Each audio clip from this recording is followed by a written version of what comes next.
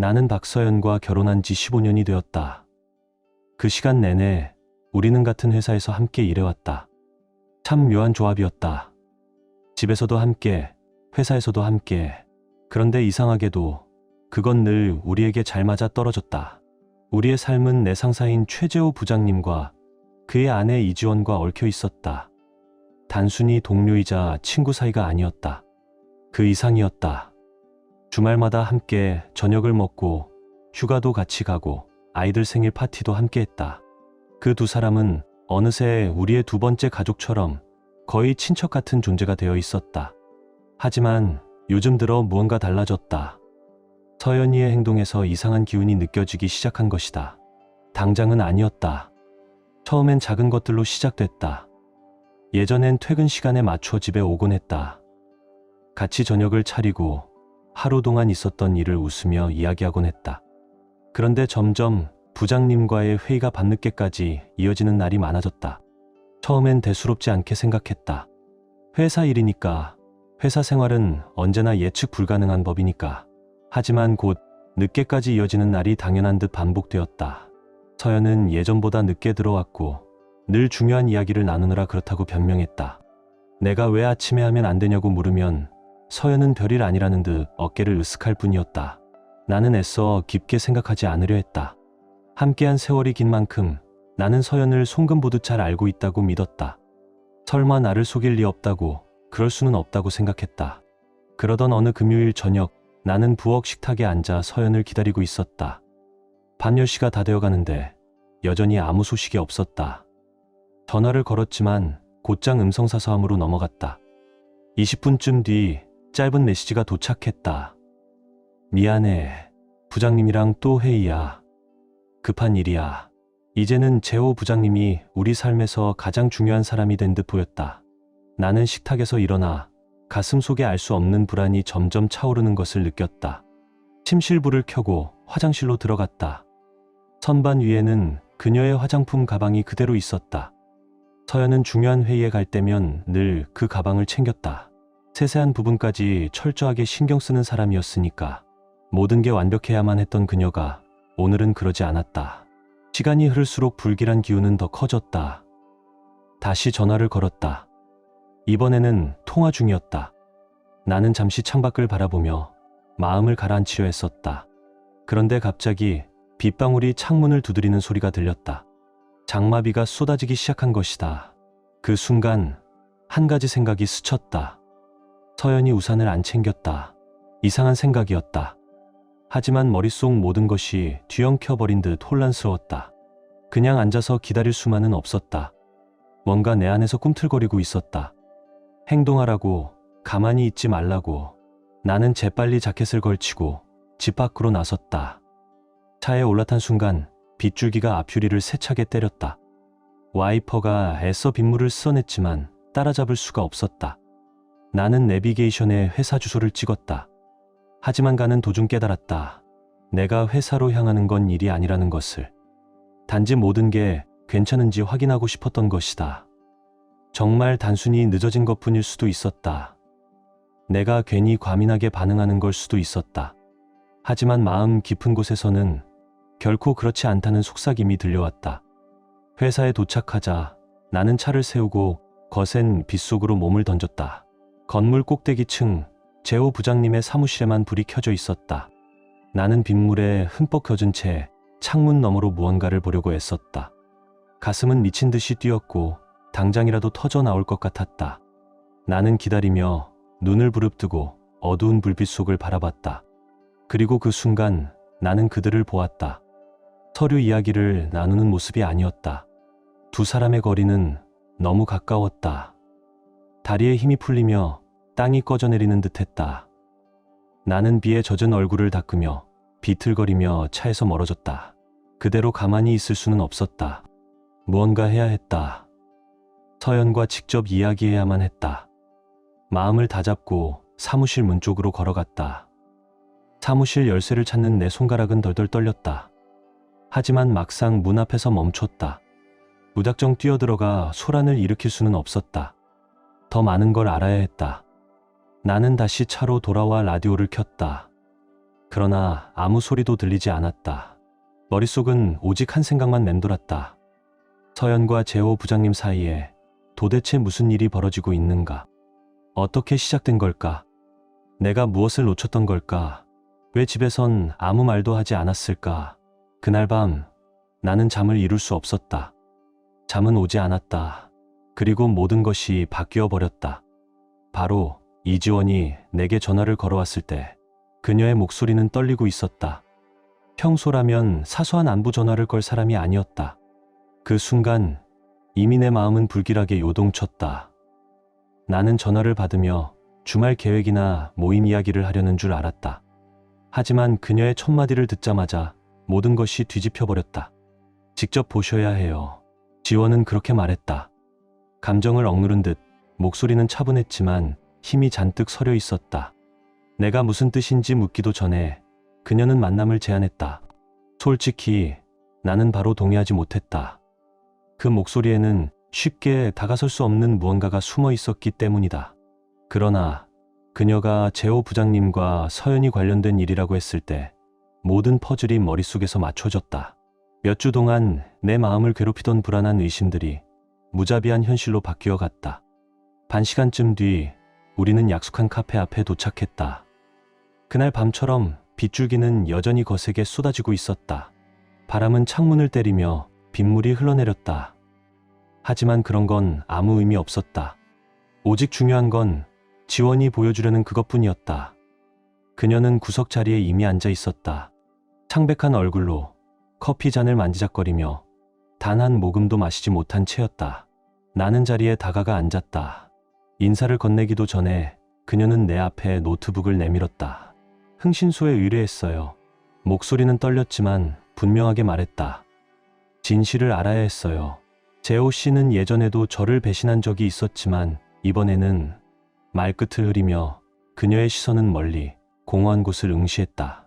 나는 화면에 무엇이 있을지 알 것 같았다. 세부적인 건 몰랐지만 곧 보게 될 장면을 예감할 수 있었다. 지원은 파일을 열고 화면을 내 쪽으로 돌렸다. 내 가슴은 쿵쾅거렸고 심장이 귀 가까이서 들리는 듯했다. 영상은 느릿하게 재생되었다. 재호 부장님의 사무실, 희미한 불빛, 깊은 밤의 정적. 카메라는 멀리 설치되어 있었지만 모든 것이 선명했다. 서연과 재호 부장님, 단둘이 그곳에 있었다. 내 세상은 그들이 서로에게 다가섰을 때 얼어붙었다. 처음에는 그냥 가벼운 접촉처럼 보였다. 어깨에 손을 얹는 동작 그 정도였다. 그런데 곧 현실에서 벗어나려는 내 마음과 달리 빠져나올 수가 없었다. 두 사람의 몸이 서로 겹쳐졌다. 그녀는 그의 목 뒤로 팔을 감았고 그녀의 얼굴에 번진 미소는 한때 오직 나만을 위한 것이었다. 그 미소가 그에게로 가 있었다. 그들의 입맞춤은 너무도 길게 이어졌다.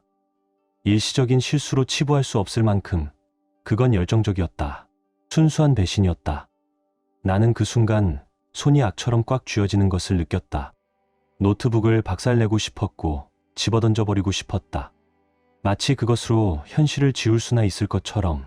그러나 나는 뿌리 박힌 나무처럼 꼼짝 못하고 그 자리에서 굳어 있었다. 지원은 나를 바라보고 있었다.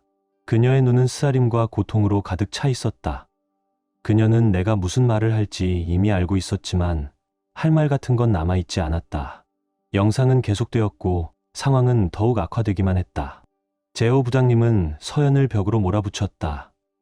두 사람의 움직임은 더 이상 견딜 수 없다는 듯 빨라졌다. 나는 눈을 감고 차단하려 했었지만 그들의 목소리는 모든 것을 뚫고 들어왔다. 그녀의 낮은 신음, 그의 낮은 속삭임. 그건 그냥 가벼운 바람일 뿐이야. 지원은 화면에서 눈을 떼지 않은 채 속삭이듯 말했다. 그러나 내가 그것이 단순한 농담이 아니라는 것을 깨달았을 때 그녀는 흥신소에 의뢰했다고 했다. 몇 달째 이어져 온 일이었다. 몇 달, 정말 몇 달. 그녀는 몇 번이나 나에게 거짓말을 했던 걸까? 늦은 회의, 갑작스러운 전화, 그런 핑계들을 나는 이제 하나하나 떠올렸다. 나는 그동안 어리석게도 그녀를 믿어왔던 것이다. 그들은 내 상사와 나를 배신하고 있었다. 영상이 끝나자 카페 안은 무거운 침묵에 휩싸였다. 숨을 쉴 수가 없었다. 지원은 노트북을 닫고 조심스럽게 테이블 가장자리에 놓았다. 증거는 모두 모았어요. 그녀가 다시 떨리는 목소리로 속삭였다. 그런데 이제 어떻게 하지? 내 안에서는 말이 나오지 않았다. 분노와 고통의 폭풍이 끌어올랐다. 소리치고 싶었고 뭔가를 부수고 싶었다. 그러나 내가 할 수 있는 것은 그저 앉아 허공을 바라보는 것뿐이었다. 이대로 둘 수는 없어. 지원은 거의 애원하듯 내게 말하며 눈을 맞췄다. 그들은 우리에게 이 사실을 숨길 수 있다고 생각하겠지만 우리는 진실을 알고 있다. 문제는 이제 우리가 무엇을 할 것인가였다. 그녀의 말은 내 가슴에 울림을 주었다. 우리가 어떻게 할 건가? 내 머릿속에 하나의 생각이 피어오르기 시작했다. 나는 직접적인 대결을 준비할 수 없었다. 그냥 서연에게 가서 말로 해결하자고 할 수는 없었다. 아니었다. 나는 그들이 내가 느낀 고통을 똑같이 느끼게 만들고 싶었다. 그리고 그 방법을 알고 있었다. 복수하자. 나는 조용히 말했다. 내 목소리가 낯설게 느껴질 정도로 거의 알아볼 수 없을 만큼 낮게 나왔다. 지원의 눈빛이 변했다. 거기엔 두려움도 슬픔도 아니었다. 새로운 무엇이 반짝였다. 차가운 분노와 결합된 결이었다. 그녀는 고개를 끄덕였다. 그 순간 우리의 계획은 서서히 모양을 갖추기 시작했다. 아직 모든 세부는 정해지지 않았지만 한 가지는 분명했다. 그들은 오래도록 통제하고 있다고 생각하지 못할 것이다. 카페에 앉아 우리 둘 사이에는 팽팽한 침묵이 흘렀다. 계획은 완전하지 않았지만 우리 중 누구에게도 되돌아갈 길은 없음을 각자 알고 있었다. 나는 지원을 바라보았다. 그녀의 얼굴에는 나와 똑같이 단단한 결의가 서려 있었다. 우리 삶은 이미 산산이 부서졌지만 냉정하고 신중하게 행동한다면 상황을 통제할 수 있을 것 같았다. 그게 무슨 뜻이야? 그녀가 물었지만 나는 그녀의 눈에서 이미 이해하고 있다는 것을 볼 수 있었다. 우리는 소란을 피우지 않을 거야. 내가 말하기 시작했다. 소리 지르거나 맞서 싸우지는 않아. 그냥 평소대로 행동해라. 그들이 가장 방심하는 순간 우리가 덮치면 돼. 그럼 그걸 어떻게 하자는 거야? 그녀의 목소리는 낮았지만 차가운 확신이 담겨 있었다. 그들은 스스로를 촬영했지. 그치?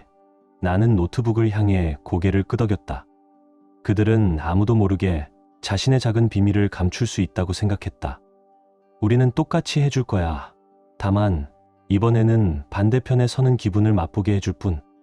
지원이 커피 잔을 옆으로 밀치고 몸을 앞으로 숙였다. 내가 말한 건 우리가 그 장면을 촬영해서 보여주자는 거야? 나는 다시 고개를 끄덕였다. 계획은 머릿속에서 점점 맞물리기 시작했다. 모든 퍼즐 조각이 조금씩 제자리를 찾아갔다. 우린 조잡하지만 효과적인 복수를 할 생각이었다. 상처가 제일 깊이 남는 곳을 노려야 해. 나는 말했다. 우리가 하는 방식대로 그들도 똑같이 보게 만들자. 그들의 은밀한 만남처럼 우리도 모든 걸 촬영하고. 나는 말을 이었다. 때가 되면 영상들을 동시에 그들에게 보낼 거야. 지원은 말끝을 흐리며 창밖으로 비가 유리창을 두드리는 풍경을 바라봤다. 그녀가 다시 나를 보았다. 미쳤어, 이거. 하지만 곧 숨을 내쉬며 그래도 나도 동참할게. 라고 말했다. 마치 모든 의심을 떨쳐버리는 듯한 순결이었다. 그녀의 눈동자에선 내 안에서 타오르던 것과 같은 불꽃이 일렁였다. 우리는 더 이상 피해자가 아니었다. 상황을 장악할 자들이 되어가고 있었다. 언제 시작하지? 그녀가 물었다. 나는 비웃음 섞인 미소를 지었다. 빠를수록 좋아. 나는 답했다. 그날 저녁 날씨는 음산했다. 마치 자연조차 우리가 하려는 일을 알고 있는 듯했다. 지원과 나는 그녀의 거실에 앉아 있었다. 불은 낮게 꺼져 있었고 무거운 침묵이 공기를 채웠다. 나는 카메라를 손에 쥐고 설정을 확인했다. 모든 게 완벽해야 했다. 실수는 용납할 수 없었다. 지원은 왔다 갔다 하며 우리 계획의 세부 사항을 짧게 중얼거렸다. 정말 확실해? 마침내 그녀가 멈춰서 나를 바라보며 물었다. 목소리는 낮았지만 그 결의는 흔들리지 않았다. 응. 나는 짧게 대답하며 카메라에서 눈을 떼지 않았다. 그들은 우리에게 선택권을 남겨두지 않았다. 그녀는 속으로 싸움을 마친 사람처럼 고개를 끄덕이고 소파에 앉았다. 우리는 이후에 무슨 일이 벌어질지에 대해선 이야기하지 않았다. 지금 당장의 우리의 행동이 우리 삶을 어떻게 바꿔놓을지는 생각하지 않았다. 중요한 건 복수뿐이었다. 차갑고 계산적이며 완전해야 했다. 모든 준비가 끝났어. 내가 일어나며 말했다. 이제 시작해야 해. 우리는 모든 세부를 점검했다. 카메라는 앞으로 벌어질 모든 것을 담을 수 있게 자리 잡혔다. 이건 열정이나 질투의 순간이 아니었다. 체계적으로 세운 계획이었다. 우리는 감정에 휘둘리는 것이 아니었다. 우리는 우리 나름의 정의를 집행하는 냉정한 집행자들이었다. 지원은 잠시 멈춰 서서 손을 불안하게 주먹 쥐었다 폈다 하다가 깊은 숨을 들이켰다. 준비됐어? 내가 물었다. 그녀는 고개를 들었다. 얼굴엔 고통과 결의가 뒤섞여 있었다. 수년간 제호 부장님과 함께한 그와의 저녁 식사에서 알던 예전의 그녀가 아니었다. 그녀는 이제 자신의 정의를 위해 싸울 준비가 된 다른 사람이었다. 응. 그녀의 목소리는 단호했다. 하자. 우리는 계획을 실행하기 시작했다. 모든 것은 소름이 돋을 만큼 정밀하게 진행되었다. 마치 수년간 이 순간을 리허설해 온 것처럼. 내면은 끌어올랐지만 겉으로는 차갑고 집중된 태도를 유지했다. 모든 일이 끝나자 나는 카메라를 끄고 그녀를 바라보았다. 지원은 내 옆에 앉아 숨을 거칠게 쉬고 있었다. 그녀의 얼굴에는 새로운 무엇이 서려 있었다. 안도와 깊은 슬픔이 섞인 표정이었다. 우리는 해냈다. 계획대로 복수를 녹화해냈다. 이제 가장 중요한 부분이 남았어. 나는 카메라를 정리하며 말했다. 보낼 시간이야. 지원은 아직도 약간 멍한 표정으로 천천히 고개를 끄덕였다. 우리는 둘 다 되돌릴 수 없음을 알고 있었다. 우리의 복수는 단지 선언이 아니었다. 그들이 우리를 쏘아붙인 바로 그 자리, 그 상처난 곳을 직격하려는 것이었다. 우리는 영상을 준비했고 모든 디테일을 점검했으며 전송 시간을 동기화했다. 동시에 보내야 했다. 그들이 서로에게 알릴 틈을 주지 않기 위해서였다. 준비됐어? 나는 휴대폰을 들고 물었다. 그녀도 휴대폰을 들었다. 그리고 나를 바라보았다. 눈에는 내 눈빛과 같은 불꽃이 타고 있었다. 하나, 둘, 셋. 우리는 동시에 전송 버튼을 눌렀다. 그 순간 우리가 쌓아온 모든 것, 그들이 부쉈던 모든 것이 터져나오려 하고 있었다.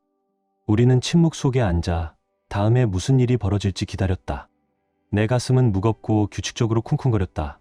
마치 사막 한가운데서 들려오는 먼 북소리처럼 매 초가 영혼처럼 느껴졌다. 대략 5분쯤 지났을 때 지원의 전화가 울렸다. 그녀의 얼굴이 창백해졌고 화면을 나에게 보였다. 제호 부장님이 당황한 목소리로 걸려온 전화였다. 받을래? 나는 물었다. 이 통화가 달라질 건 없다는 것을 잘 알면서도. 지원은 천천히 고개를 저으며 전화를 옆에 던져버렸다. 그는 자기 꼴에 빠져 스스로 끙끙거리게 놔둬. 그녀가 말했다. 입가에 희미한 미소가 스쳤다. 하지만 그 기쁨은 오래가지 못했다. 우리는 아직 더 큰 것들이 기다리고 있다는 걸 알고 있었다. 내 전화도 울렸다. 박서연이었다. 그녀가 전화했고 나는 그녀가 완전히 충격 상태에 있다는 것을 알 수 있었다. 그 순간에 그녀 얼굴이 눈앞에 아른거렸다. 평소의 자신감은 사라졌고 이제 그녀는 아무것도 통제할 수 없게 되었다. 나는 전화를 받지 않았다. 그냥 울게 내버려 두었다. 그녀가 무엇을 잃었는지 깨닫게 놔두려는 것이다. 또 다른 전화, 또 다른 전화가 이어졌다. 나는 전화를 울리게 놔뒀다. 그 소리 하나하나가 우리의 이전 삶의 장래에서 울리는 종소리처럼 들렸다. 그들이 받았나? 지원이 마침내 물었다. 목소리가 약간 떨렸다. 받았어. 나는 눈을 감고 답했다. 만족감이 밀려왔다. 그러나 동시에 이것이 단지 시작에 불과하다는 예감도 있었다. 아침이 밝았다. 나는 부엌 식탁에 앉아 식은 커피 잔을 멍하니 바라보며 하루를 시작했다. 전화벨이 다시 울렸다. 박서연이었다. 지난 2시간 동안 6번째 전화였다. 나는 이전과 마찬가지로 무시했다. 지난 며칠 사이 모든 것이 변해버렸다. 박서연은 내가 알고 있다는 것을 이해했지만 나에게 와서 솔직히 이야기하는 대신 모든 것을 오해로 치부하려 했다. 그리고 나는 기다렸다. 노크 소리가 났고 나는 그것이 등기우편 배달원이라는 것을 알았다. 이혼 서류가 준비되어 있었다. 오늘은 마침내 내 삶의 새로운 장을 열 발걸음을 내딛는 날이었다. 나는 일어나 천천히 문 쪽으로 걸어갔다. 문을 열자 제복을 입은 배달원이 봉투를 내게 건넸다. 모든 것은 정확히 예정대로였다. 이게 전부인가요? 내가 물었다. 네, 고객님. 등기우편 배달원이 공손히 고개를 끄덕였다. 나는 뒤돌아보지 않고 문을 닫았다. 다시 식탁에 앉아 조심스럽게 봉투를 열었다. 그 안에는 서류가 있었다. 12년의 결혼을 공식적으로 끝내는 문서였다. 첫 줄들을 훑어보았다. 모든 게 합의된 대로였다. 재산, 통장, 위자료, 모든 것은 법에 따라 나뉘어 있었다. 서연과 나 사이에 이 부분에 관한 다툼은 없었다. 진짜 문제는 배신이었다. 그리고 그건 서류로 해결될 수 있는 것이 아니었다. 나는 서류에 서명하고 다시 봉투에 넣었다. 바로 그때 현관문이 열리는 소리가 났다. 서연이 방 안으로 들어왔다. 그녀는 마치 전력 질주라도 한 듯 불안한 기색을 숨기지 못했다. 그녀의 눈에는 감출 수 없는 두려움이 있었다. 민준 씨, 우리 얘기해야 해요. 서연은 문을 닫으며 말했다. 나는 움직이지 않고 그녀를 바라봤다. 이제 와서 얘기해도 늦었어. 나는 차갑게 대답했다.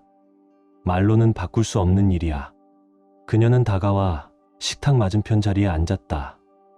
그리고 손을 서류 위에 올려놓았다. 정말 이혼까지 하겠다는 거예요? 민준 씨, 그게 전부 오해야. 보이는 것처럼 심각한 게 아니야. 그녀의 목소리는 떨렸고 나는 그녀가 필사적으로 무언가를 고치려 애쓰고 있다는 걸 볼 수 있었다. 보이는 것처럼이 아니라고? 나는 눈을 똑바로 바라보며 치밀어 오르는 분노를 느꼈다. 이건 단순한 착각이 아니야, 서연. 몇 달 동안 내 등 뒤에서 이어져 온 일이었어. 그런데 지금 와서 전부 실수였다고 말하겠다는 거야? 서연은 서류에서 손을 떼고 불안하게 머리카락 한 가닥을 귀 뒤로 넘겼다. 그녀의 손가락이 떨리는 게 보였다. 그건 그냥 약한 순간이었어. 그녀는 거의 속삭이듯 말했다. 나도 어떻게 이런 일이 일어났는지 모르겠어. 나랑 재호 부장님, 그건 아무 의미도 없었어. 정말이야. 나는 웃었지만 그 웃음엔 기쁨이라고는 없었다. 우리의 결혼을 박살내고 내 상사와 바람을 피우고 그런데 아무 의미도 없었다고. 그걸 내가 믿을 거라 생각해? 서연은 벌떡 일어나더니 얼굴이 창백해졌다. 민준 씨, 제발 내가 실수한 거야. 하지만 고칠 수 있어. 우리 12년을 이렇게 버리면 안 되잖아. 나는 자리에서 일어서며 차갑고 단호한 눈빛으로 그녀를 바라봤다. 12년을 버린 건 내가 아니야. 너야. 그 순간부터였어. 내가 나 대신 그 사람을 선택했을 때. 그녀는 한 발 다가왔지만 나는 뒷걸음질 치며 더는 가까이 오지 못하게 막았다. 그녀의 눈에는 눈물이 맺혔고 두 손을 들어 나를 멈추려는 듯 했다. 내가 잘못한 거 알아. 하지만 그건 단 한 번이었어. 단 한 번. 그녀의 목소리는 감정에 휘어져 터져 나왔다. 나는 분노를 참지 못했다. 내가 바보로 보여? 난 다 봤어. 몇 달째 계속된 걸 알고 있어. 내가 집에 늦게 들어올 때마다, 회의라며 둘러댈 때마다 다 거짓말이었다는 걸 알아. 어떻게 나한테 그럴 수 있어? 서연은 침묵했다. 이제 그녀도 자신의 변명이 더 이상 통하지 않는다는 걸 깨달은 것이다. 이제 그녀의 시선은 방 안을 이리저리 헤매며 마치 도망칠 출구를 찾는 듯 했다. 민준 씨, 서연은 더 말을 잇지 못한 채 더듬거렸다. 그 순간 내 휴대폰이 다시 울렸다. 화면에는 최재호 부장님의 이름이 번쩍였다. 나는 서연을 그리고 휴대폰을 번갈아 보았지만 전화를 받지 않았다. 그녀는 누군지 알았고 한 발자국 뒤로 물러나 두 팔로 스스로를 감싸 안았다. 마치 현실이 점점 다가오는 것을 막아낼 수 있기라도 한 듯이. 그럼 이제 어떻게 되는 거야? 그녀는 마침내 속삭였다. 절망이 가득한 눈빛으로 나를 바라보며. 나는 침묵했다. 답은 이미 분명했고 그녀 스스로 받아들여야 했다. 방 안은 고요했고 그 고요가 우리 사이를 채웠다. 서연은 내 눈에서 이해나 용서를 찾으려 애썼다.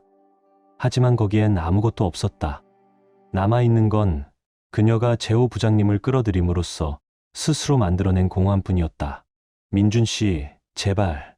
그녀의 목소리는 힘없이 거의 애원하는 듯 했다. 한 번만 더 기회를 줘. 우리 고칠 수 있어. 나는 여전히 침묵했다. 내 안에서는 폭풍이 몰아쳤지만 그녀의 말은 공허하게 울렸다. 이미 너무 많은 말이 오갔고 너무 많은 것이 부서졌다. 나는 이미 결정을 내린 상태였다. 나는 창가로 걸어가 빗물에 젖은 거리를 바라봤다. 삶은 마치 아무 일도 없었다는 듯 흘러가고 있었다. 사람들은 인도로 걸어갔고 차들은 빠르게 지나갔다. 누구도 이 집 안에서 무슨 지옥이 벌어지고 있는지 알지 못했다. 끝이야. 서연. 나는 조용히 말했다. 고개조차 돌리지 않고. 이제 고칠 수 있다고 가장해도 소용없어. 그녀는 아무 말도 하지 않았지만 그녀의 호흡이 흐트러졌고 눈물이 흐르는 걸 나는 느낄 수 있었다. 이 순간은 반드시 있어야 했다. 나는 놓아주어야 했다. 나는 다시 식탁으로 가 이혼 서류가 담긴 봉투를 집어들었다. 다 서명했어. 내 변호사가 내일 법원에 제출할 거야. 곧 모든 게 끝날 거야. 서연은 한 발 다가와 떨리는 손을 뻗어 내 어깨에 닿으려 했다. 하지만 나는 몸을 비켜 그녀가 나를 만지지 못하게 했다. 이것이 마지막 경계였다. 그녀가 넘어설 수 없는 선. 내가 잘못했어. 민준 씨, 제발 당신을 잃고 싶지 않아. 그녀의 목소리는 절망으로 가득했다. 무언가라도 붙잡아 이 순간을 막으려는 듯. 넌 이미 날 잃었어. 그를 선택한 순간부터 나는 그녀의 눈을 똑바로 바라보며 말했다. 그리고 지금 내가 무슨 짓을 해도 그건 변하지 않아.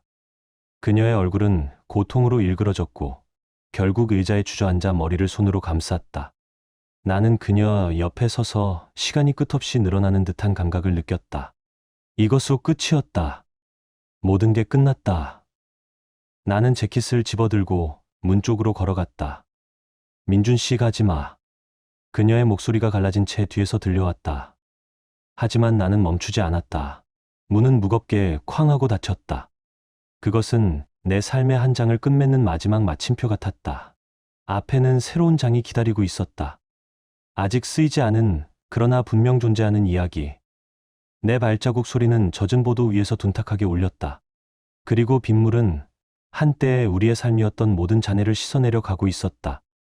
이야기의 끝. 오늘 이야기는 여기까지입니다.